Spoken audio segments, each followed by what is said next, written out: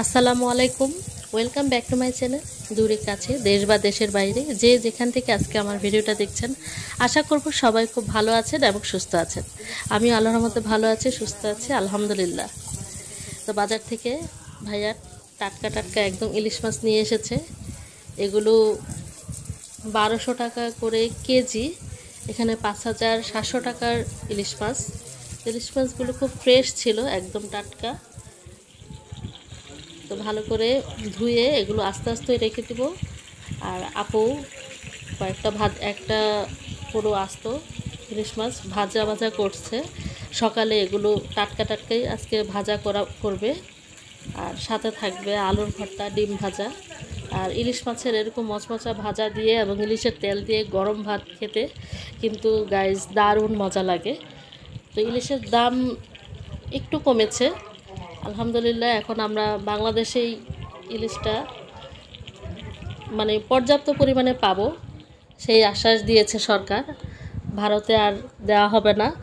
দেশের সরকার বলেছে আগে দেশের মানুষ পেট ভরে তৃপ্তি মতো খাবে, তারপরে বিদেশে। তো যাই হোক, এই ধরনের নিউজ পেয়ে খুব ভালো লাগলো। আর এই তো আমার ছেলেকে দিলাম ডিম ভাজা, আলু ভর্তা আর ইলিশ মাছ ভাজা।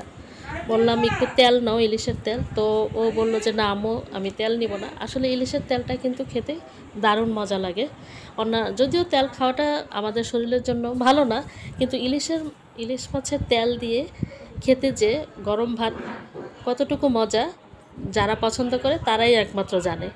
তো আমি এখানে মরিচ ভাজা নিয়েছি, আর সেই সাথে ইলিশের মানে পেটাটা, ওইটাও আমি কিন্তু ভাজা করে নিয়েছি প্লেটের পাশে। কার কাছে কেমন লাগে জানি না, আমার কাছে এই পেটাটা মানে পিঠটা ফেলে দিয়ে পেটাটা ভালোভাবে পরিষ্কার করে ধুয়ে তারপরে গরম গরম মাছের তেল দিয়ে খাচ্ছি।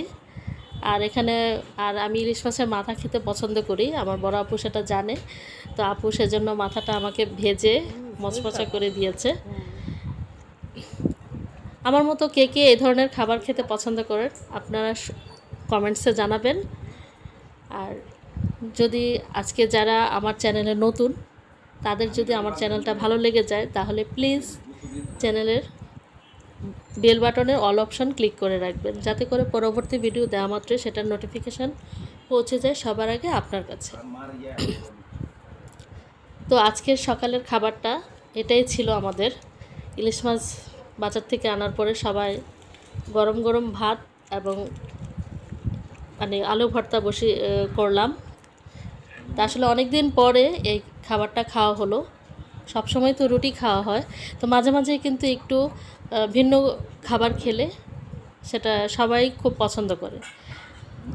তো তৃপ্তি ভরে খেলাম, কারণ আমার শ্বশুরবাড়িতে ইলিশ মাছ এবং চিংড়ি মাছটা খুব কমই খাওয়া হয়। তার কারণ হচ্ছে আমার শ্বশুর, শাশুড়ি, দেবর, আমার হাজব্যান্ড, ওদের আবার একটু অ্যালার্জির প্রবলেম আছে, খেলেই শরীরে চুলকানি।